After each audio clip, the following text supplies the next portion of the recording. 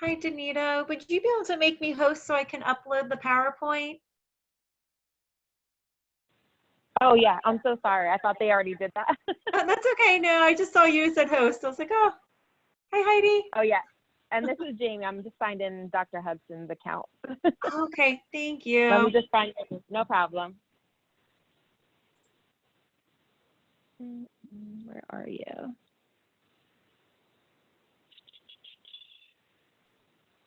Oh, there you are. Oh, it's end.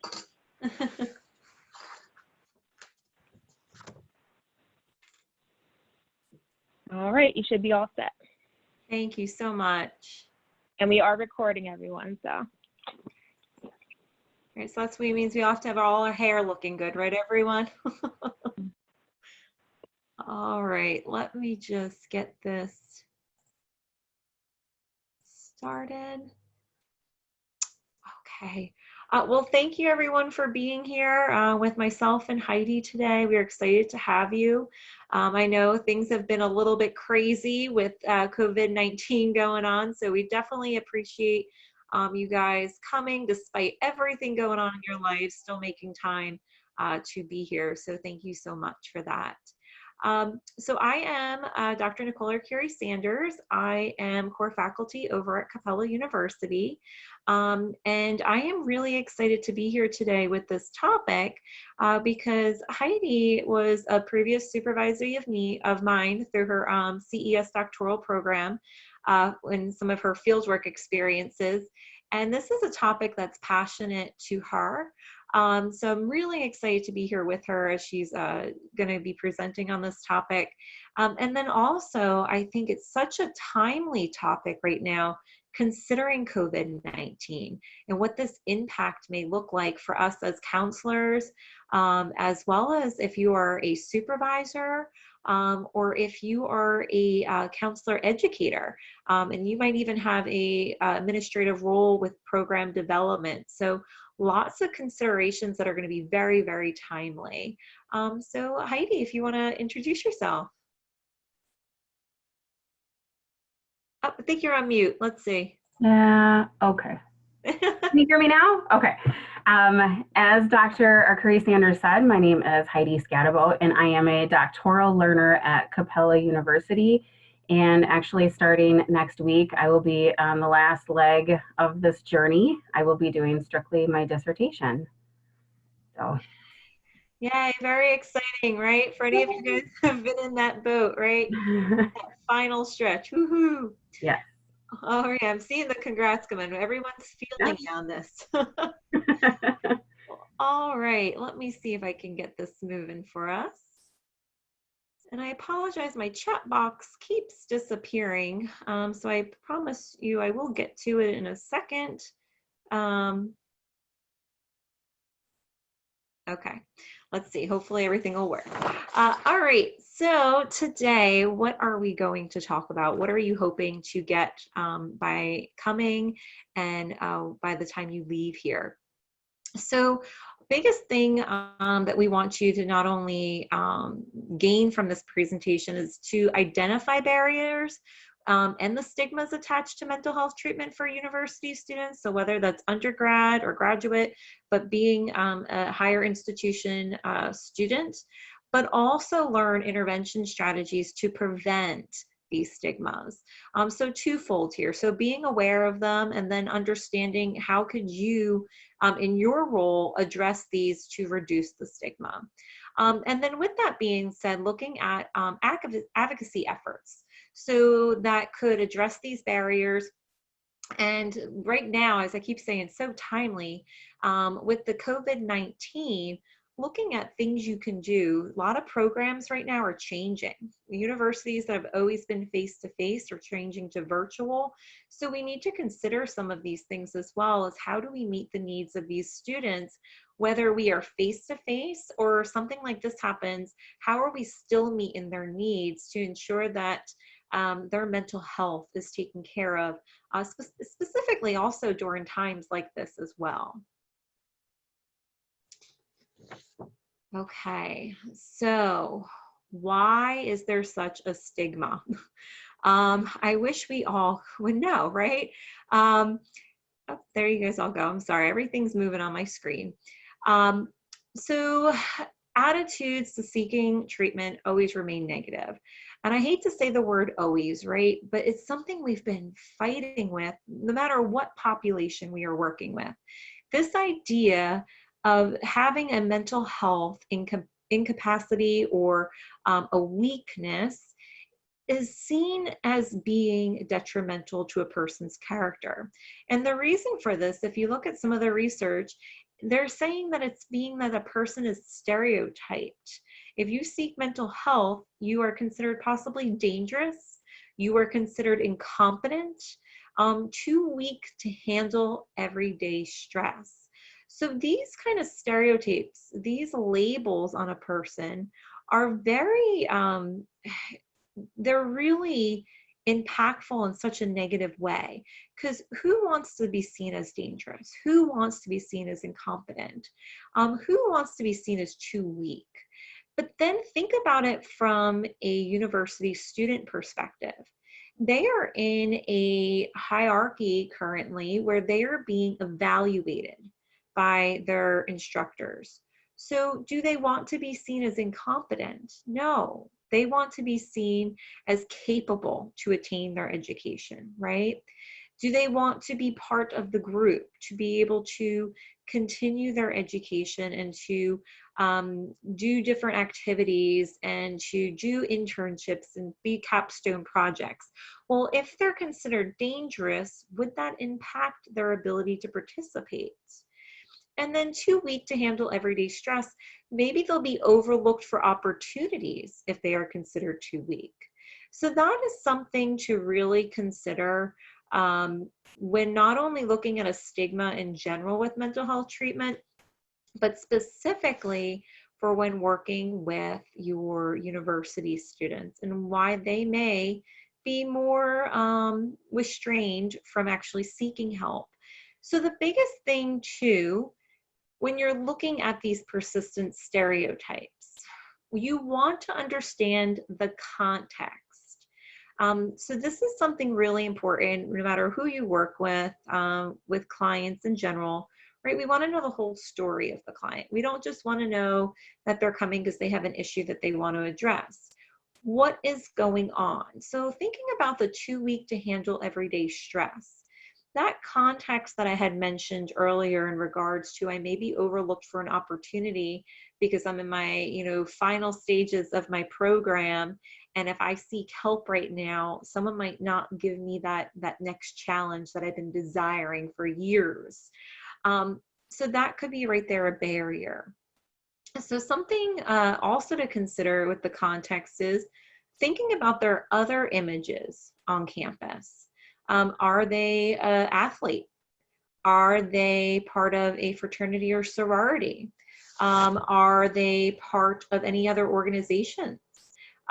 Key clubs, different things out there. How would this new stereotype impact that? So lots to consider in regards to the context.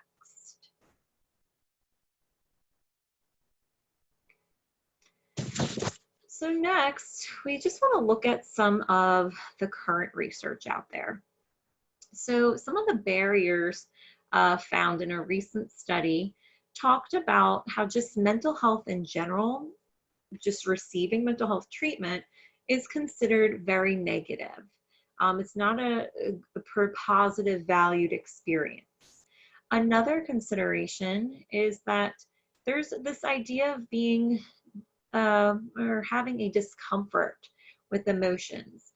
So as a counselor, we are asked to bring people in and work with them in very vulnerable situations. When clients seek counseling, they are asked to be vulnerable. If you think back to the idea of an onion, I don't know if anybody has had that imagery shared with them during their graduate counseling program, but we kind of start with this outer layer, and we know just the bare minimum about our clients. And as we continue to explore, work with them, each layer just peels off and we get more and more depth in understanding who they are. That takes a lot of courage for our clients to do this, because of the fact that when you are peeling these layers back, they are revealing to us things that they may have never revealed to anybody else. That can be scary, right? So that is really kind of discomforting. And that is why people sometimes don't even start to seek counseling, because of the fact that they know that they are going to be asked to be vulnerable and they're not ready to do so. In-group stigma, kind of talked to you a little bit about that before. We talked about other roles they may have, what that might look like. Also with in-group stigma, something separate to consider is cultural barriers, right? So in some cultures, we have this idea of machoism, right? And a male is the strong one, and he is not supposed to be emotional. Well, does that culture also impact your client? So you have another layer to consider. So that's why that intake, that biopsychosocial is so important, because you need to figure out all of those different things. However, we can't figure those out, right? Unless they come in to see us first. So we also need to address, how do we break down these barriers so they enter the door? Some of the things and reasons why people do not even seek the mental health services is because they have a lack of knowledge of them. In some of the surveys out there, you will find that some of the students on the university didn't even know that they had a counseling center available to them on campus. So what maybe is going wrong? Where is there a lack of communication or a miscommunication where the students are unaware of the support services available to them? So that comes from a university perspective, whether you are a part of a counseling program and you have involvement in a counseling center, or you're an administrator, if you're a chair, and you have different committees that you're involved in. How do you get word out there of resources to your students, right? And then that's kind of a, it kind of is a domino effect, because let's say you're part of a counseling department and you're getting the word out there to your students. You might collaborate with a different department. How are they getting the word to their students? And then you guys do it as a team, because not only do the counseling students need to know what the counseling services are and what is available to them, but all students. So whether you're business, whether you are, criminal justice, education, whatever the background may be, there is a lack of knowledge of knowing where these is. This is what research is indicating to us. And then lack of access. So this is really something important to consider right now, and very timely. So for counseling centers that are face-to-face, campus-based, and campuses are closed, are they addressing this? Some are. We're hearing that some campuses are turning to virtual teletherapy. And some are kind of fighting some administration, state statutes, different things that are happening that are kind of barring them from doing this at this time. So that lack of access right there, you may have had somebody that was maybe going to think about it. They need a little extra support, but now because it's becoming too difficult, they may not do it. This also accounts for scheduling. So I think about our full-time students, our part-time students, our graduate students. What do those hours look like? A lot of graduate students who do campus-based, they are taking evening classes. Many of them are working throughout the day, or they're on internship sites throughout the day. So when are these services available to them? If they are available only to them while they're in class, or only to them while they are in the internships or at their jobs, then they may not be able to take advantage of them. So that is a huge thing for you as if you're program faculty, if you're a counseling clinic, a clinician there, to know what are the needs of your population. And that goes along, right? If you were a counseling center at a university, or if you were just a counseling center in a community, you still need to know the needs of your population. In an earlier presentation I went to, we were talking about some of the barriers in regards to childcare, right? And there's individuals who would love to see counseling, however, sometimes childcare is a barrier. Well, with your population that you are working with at this university or this college, Is that a concern? So that's where we need to do some of those assessments to find out what are the needs of our clients, what are the needs of the university, to make sure that the program matches their needs. So then you do have people willing to come in if they need it, because it's easier for them. They have opportunity to come because some of their needs are being met. And something that I said earlier today in the presentation is, right, we have this idea of needs and wants. And a person, let's say a junior in undergraduate program, may want help. They may know that they are suffering with some kind of anxiety. They don't really know what's going on, but they know in the last semester they have been feeling much more anxious. However, they need to finish school by next year, and the only time that they can do their one course is the only time when they're not working, but they can also, the only time they can do their one course is when they're not at their job, and the only time that they can come to see you is during their job hours as the counseling center. What are they going to choose? They need to finish because their scholarship is going to expire. They don't have any other financial means coming in. Even though they want the help, this priority, those basic needs need to be met in a way. And the reason I'm saying it that way is because it looks different for a lot of undergraduate college students. We look at Maslow's hierarchy of needs, and some of them look a little bit different in the context of it. And you also need to think about the developmental ability and the cognitive ability of these individuals at this time. Experiences, understanding them in context, and then understanding those experiences impacting them to even walk through the door. Something that is kind of exciting to see is that over a study from 2007 to 2017, there has been an increase in those seeking services. However, right, the numbers still seem a little low when looking at different things. So it's really important for us in this role to consider, what is happening right now? Are we doing a better job? If we are doing a better job, the numbers are telling us that what has changed.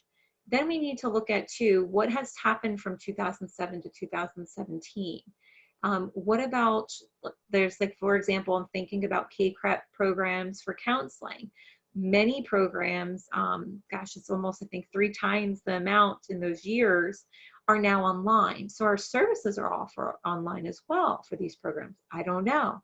Something we need to consider. Or do they have more time to seek services because they're not commuting to class here and there? So these are things that we need to look at for variables in order to understand how to best assist our client population.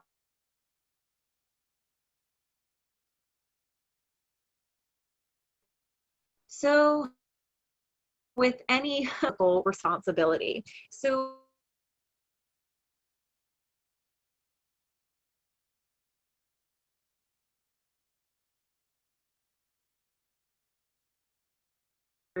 we always want to make sure first and foremost our primary obligation.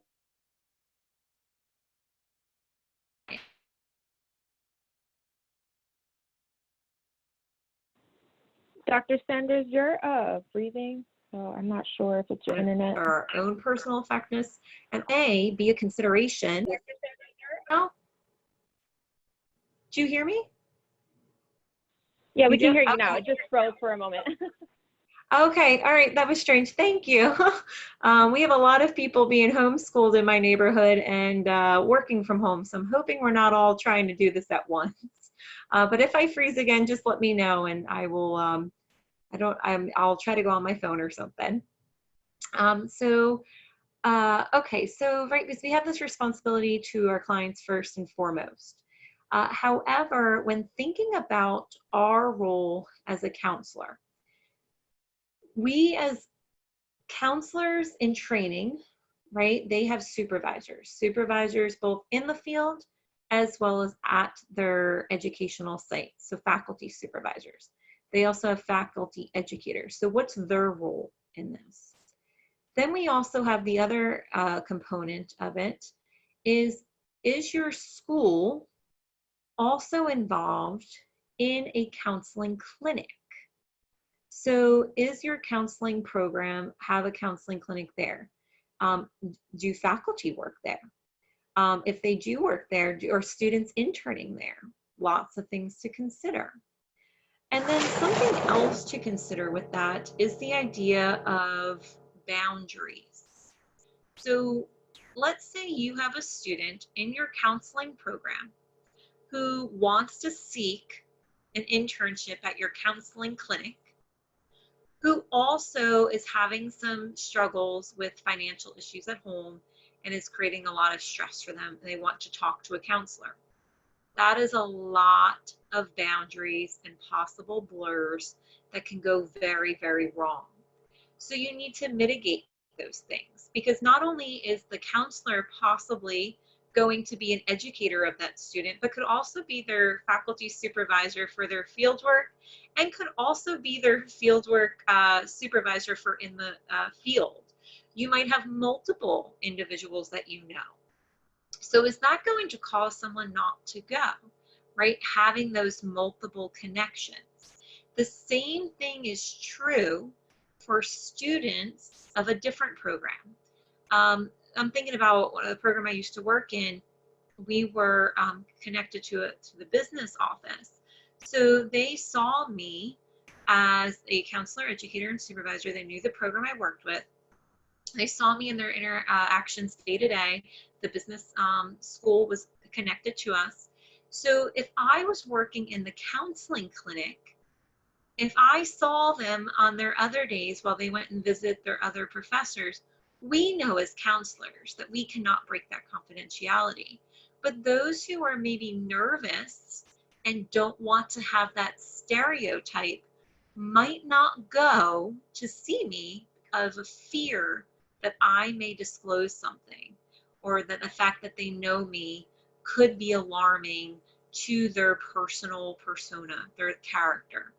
So lots and lots of levels to consider. But we do have responsibilities to student welfare. We need to make sure that they are addressing their personal concerns. I know there's a lot of push on self-care right now. We're trying to embrace it and really have counselors in training understand the wellness model, that it starts with them, that they need to be in a good place to provide help to others. Other programs besides counseling are talking more and more about self-care. However, it looks different. And what I mean by that is they don't have the counselor mindset. They need us as counselors, counselor educators, counselor supervisors to kind of help lead that pathway of what does it look like? What is balance? What is emotional, physical, and mental well-being? What does it look like? So as we continue to go through this presentation, Heidi's going to share some strategies and interventions with you that are really going to address a lot of these ethical codes that we're going to need to substantiate our efforts with. And this is something really important. If you are trying to advocate for something of change, the ACA codes of ethics can substantiate your work. Why are you doing what you're doing?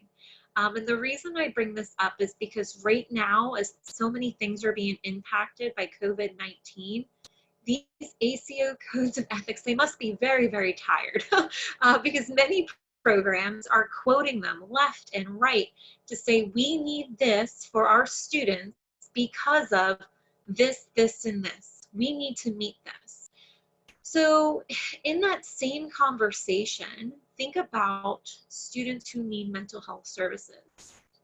And you are part of that university center, that clinic, providing mental health services. How could you use these ACA Code of Ethics to talk to university administrators to let them know what needs to happen to benefit students?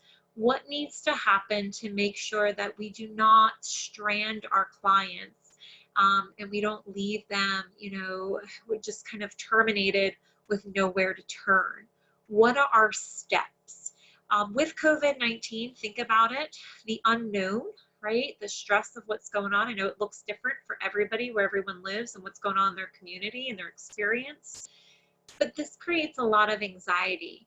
This is going to be something that can really impact those with mental health needs, because this additional stressor can really put what is already a situation where they are vulnerable to a place where it may turn into a crisis. How do we prevent these things? What do we need to do to help them navigate these uncharted territories?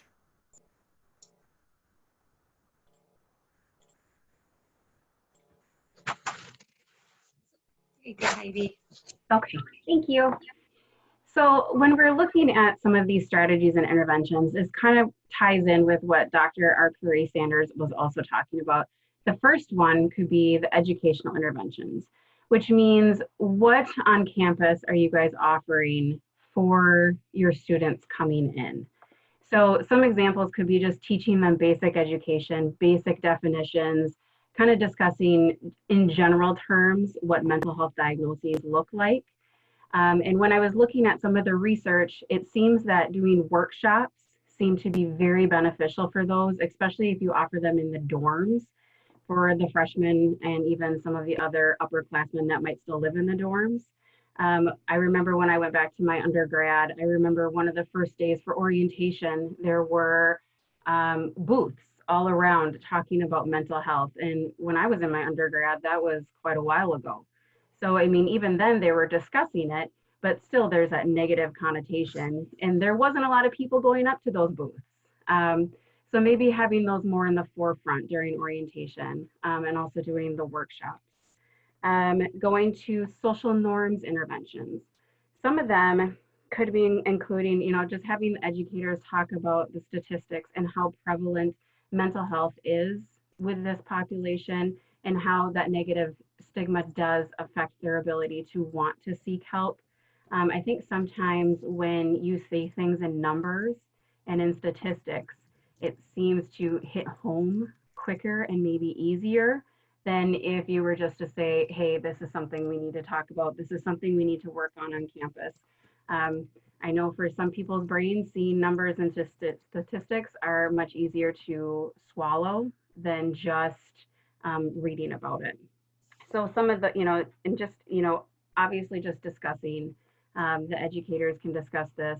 One other thing is, with using these interventions, it's not just having the professionals come in and talk to and the educators coming in, but, I think sometimes when you have peers also being trained in these opportunities to also discuss with other peers, maybe the stigma can be depleted a little bit when they see their own peers possibly struggling or even knowing information about this. It might be easier to go talk to a peer than it is to talk to another professional. The next slide is talking about liaison programs. And part of that is, the counseling centers on campuses need to start working with other individuals. So whether they should collaborate with other programs. So when we're talking about that in-group stigma, part of that is, trying to gather information from other departments, trying to collaborate and try to figure out, excuse me, to offer more options and resources for those students. So whether you have a contact person at the counseling center that they would reach out to, or another option could be if you have just a specific professional working directly with the designated group. So if you have a professional working designated just with the athletics, to have the athletic department be able to connect with the counseling center. Dr. A, can you switch it to the next slide? I don't know how to do that. There you go. Hey, thank you. So just again, just the liaison programs, you can take a look at that. The next one is the stress management interventions, which I think could be used, obviously right now is very timely as well because of the COVID stuff that's going on. Just, the stress management interventions is teaching those individuals what obviously there's a whole bunch of different types of stress. So just kind of talking to them about the different types of stress, acute, chronic, situational. There could also be, what are some techniques that people can use to deal with that stress. So teaching them mindfulness, teaching them breathing techniques, teaching them time management can be very, very crucial to maybe, I don't want to say mitigate the stress, because we don't want to necessarily say it's going to go away. Let's just make it a little bit easier on them, to hopefully teach them, because the stress management interventions are going to be carried throughout your life. I'm even now, I'm in the doctoral program and I'm using stress management, because as some of you know, doing the doctoral program is not an easy feat. So using those breathing techniques, I use a lot of grounding techniques. Time management is huge. So just trying to teach the individuals how to manage their stress is very crucial. And then if we want to go to the next one, we talk about the outreach programs. And when we talk about the outreach programs, we're really talking about, if you'll see there on your slide, the AUCCCO was developed in 2009.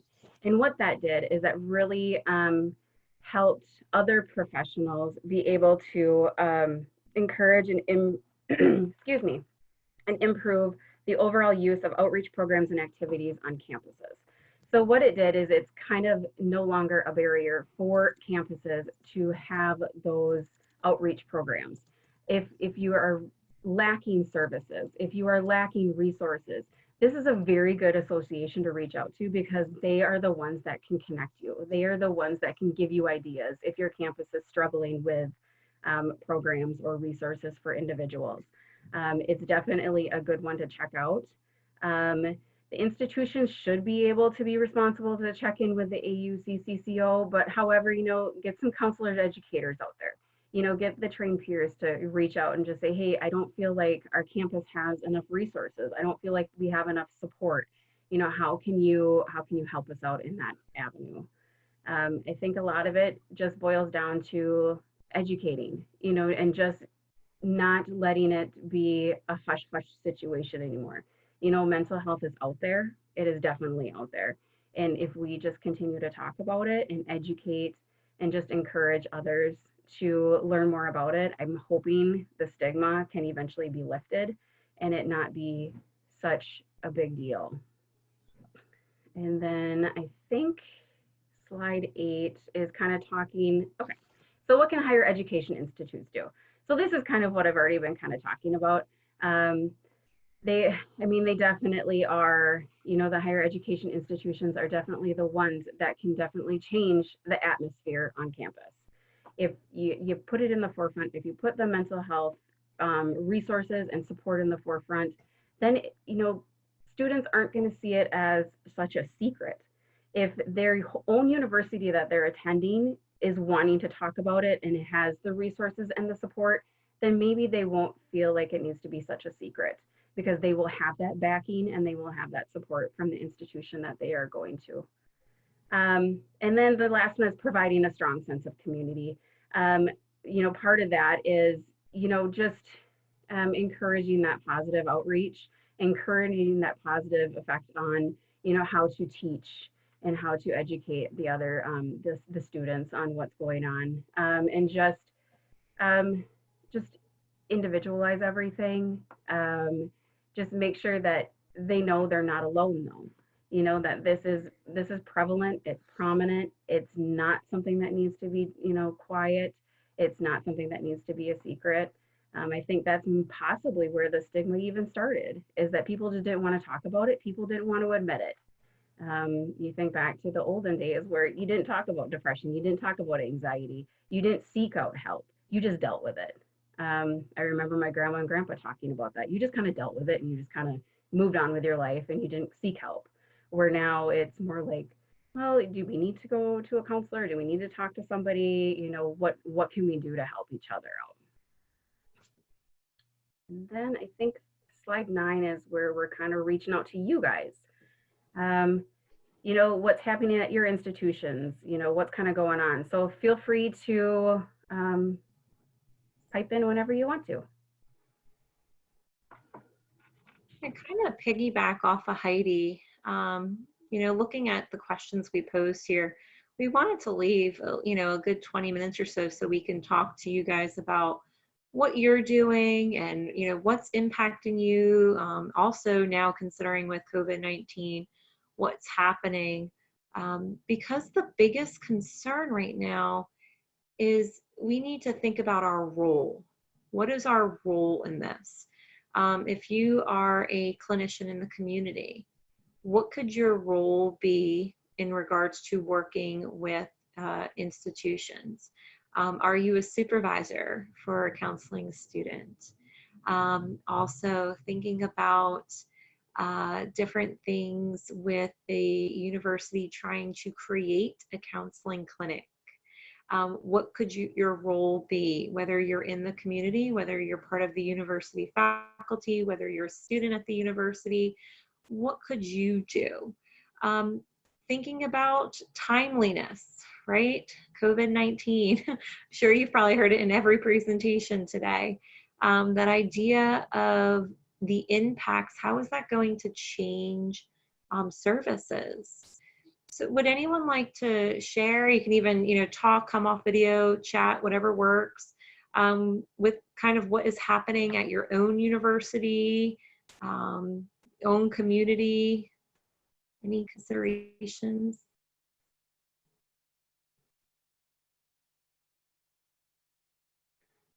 Oh yeah, see in the chat box, online guided meditation and mindfulness groups via Zoom.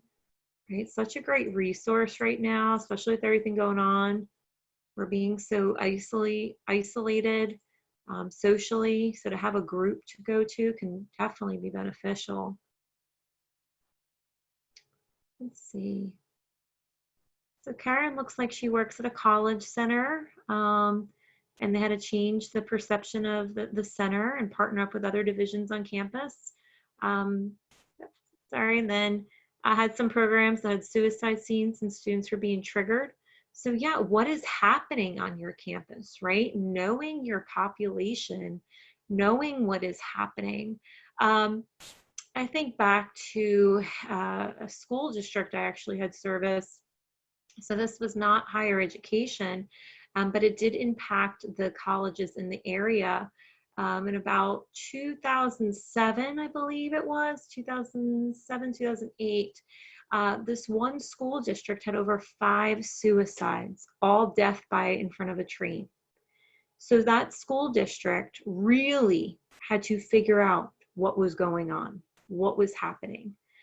But the big part there, when I'm mentioning the counseling center, was because of the fact that they had contracted with the university counselor to get free services, and also interns had worked there as a mental health outreach component.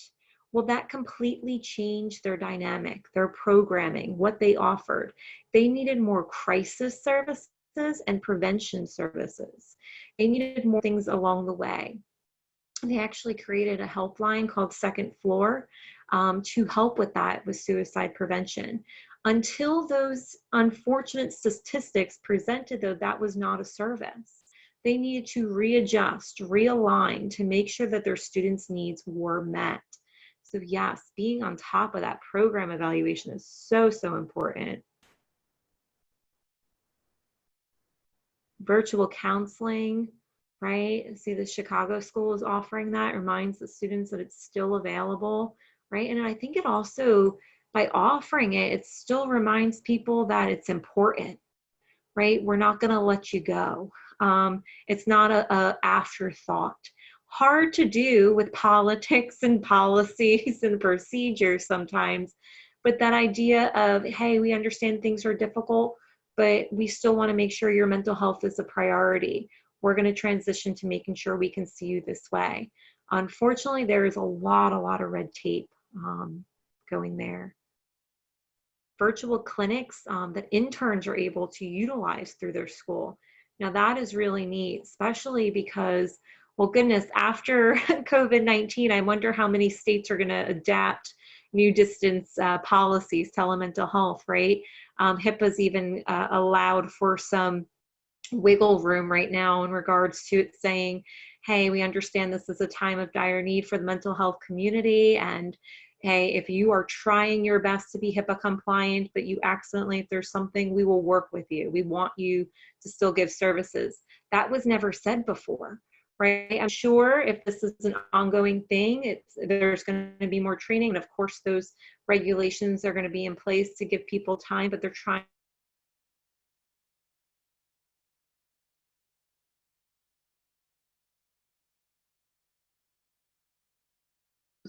that these services are there. So thinking of them needing a lot more master's level seeking license distance certified counselors now. Great points. Meditation Zoom sessions. Boy, I feel like I can go to one after this. We have a lot of meditation Zoom sessions here. Virtual clinics. Oh, good point here, right? So VA residents can only do telehealth only within the state. Every state is so different. I know I have my license in the state of Texas, but I cannot offer telemental health in Texas because I do not have a residence any longer in the state of Texas. So, right, you have to read those bylines. You have to read those, in detail. We always call it the little the bottom, the clauses. You have to know these things to make sure that you're protected, your clients are protected. Something to consider too is, where are your clients located? So, right, they may have a home somewhere, but they may be traveling. If they travel, can you still provide them with distance counseling with where they're located? Oftentimes, a counselor is required to ask that state for permission if they do not have across state lines the ability to do that, or what is it called? I'm sorry, a license in both states. And a specific example that comes up for me is I had a student who lives in West Virginia but works in Virginia. And I mean, right at the state line. And, we talked a little bit about what does licensure look like in both of those states and what the plan was. Because if working with one agency, if she was to go across the state line, they were saying you cannot service those clients. So, very interesting, because now she has to think, do I do both? What do I do? And that is a common thing for many areas that live near state borders. I know New York and New Jersey, that's originally where I was licensed in New Jersey. We have very different guidelines in New York and New Jersey. We're right there. We could touch each other, right? And we're so close, and the guidelines are different. So making that decision, making sure clients understood, making sure your organization understood. So that's sometimes where you have to stand up for yourself and say, hey, legally, I cannot do that. I understand there's a need, but legally, I would love to be able to go there and do that position. However, I cannot legally do that at that time. Yeah, great things. Oh, wow.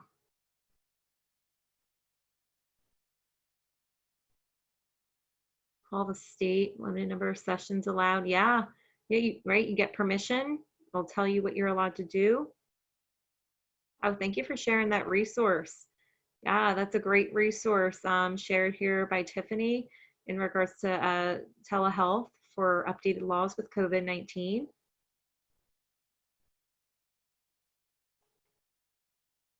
Yes, know your state laws. Know them, right? That's the biggest thing.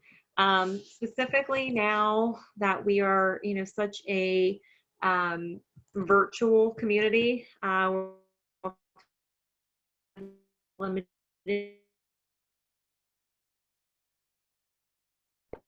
with our social distancing. We really, really, really need to lines, different things. And we don't want to just say, oh, well, they can do that, because that might not be what we can do here.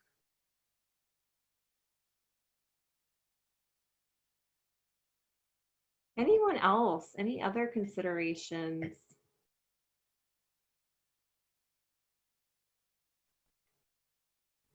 Well, you know what? Just to kind of wrap up then, as we're kind of coming to our last 5 minutes or so, Heidi, maybe you can just kind of share with everybody your interest of what this kind of, first came to you for, the need to get the word out there concerning this.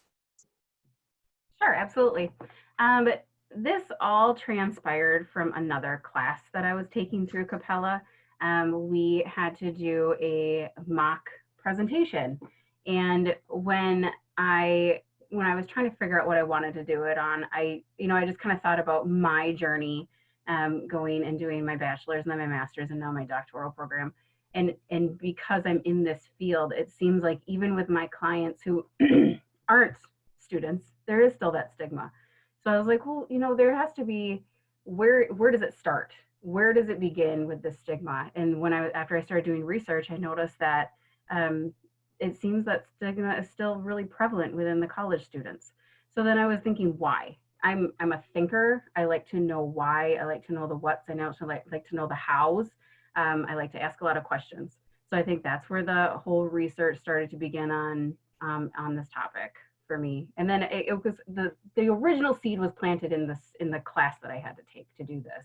And then from there, it kind of expanded into now what we see in front of us.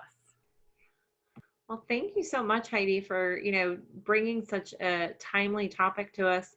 And I think, just hearing from Heidi talk about it, right? She was in a class, this came up for her, and she wanted to know why. Why is there still a barrier? So somebody who's still, right, despite the level, now she's in her dissertation phase, doctoral program, but is still seeing this as a barrier. So you have a university student here who is saying, even though I am going for my doctorate in counselor education and supervision, I am still seeing this as a barrier.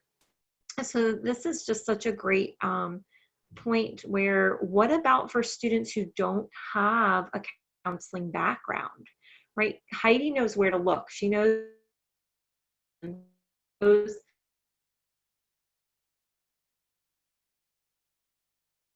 terminology of the field.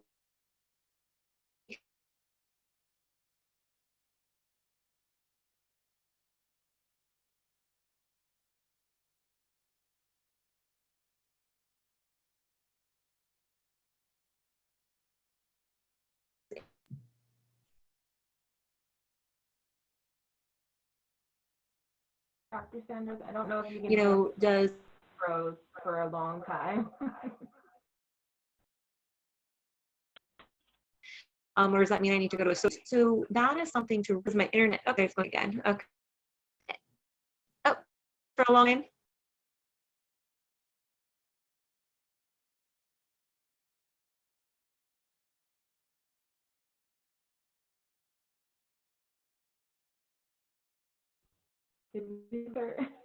Oh, there she is. Okay, she's back.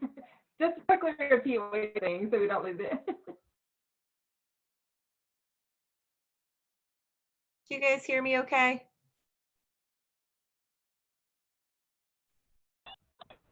Yeah, sounds good. Okay, great. I was COVID-19, but it is unfortunately a very real, fortunate situation in my community right now. We're all fighting for the same strands of technology. So just to kind of leave you guys, with it, we just mentioned, that Heidi, she knows where to look, she knows where to turn, she's that counseling background. But we have so many individuals out there that are not going to know where to look, that are not going to know where to turn. And that is really where we need you guys, the future of, just programs in general, to really explore, what can you do? What is your hand in this? How do you advocate to reduce the stigma? Um, it's such a timely topic too, with everything going on, because there's a lot of changes. So this is where our voices really can be heard, because they are worried about mental health. They are concerned about clients who may have some, really negative setbacks because of this experience. So taking your education, taking your experience, whether it's, clinically, education-based, whether you're community mental health, you're school-based, whether you're, counselor, educator, supervisor, whatever it may be. This is really the time where we actually have a platform. Our states are listening. They want to hear from us. What do we need to continue to provide continued care to our clients? Using those ACA Code of Ethics is huge, huge, huge, huge. And, just to kind of leave you guys again with just remembering some of the strategies that Heidi had brought up today. If you need the PowerPoint, it's going to be recorded. I know they're going to put it up on their YouTube channel, so all of that will be there for you. And just thinking about the barriers specific to your community. I know we had a great conversation about different things that you need program evaluation for. And then if you have any questions, concerns, comments, anything, feel free to reach out to Heidi or myself. We'd be glad to connect with you. And besides that, I hope everyone stays safe and healthy, germ-free. Thank you, everyone. Thank you.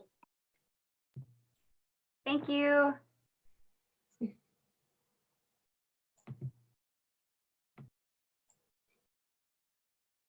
Thanks for both the presenters, Dr. Saunders and Heidi. Make sure that when you're in the room that you have your first and last name displayed so that you can get credit. And I did post in the chat the links for the evaluation for CE credit. And enjoy the session.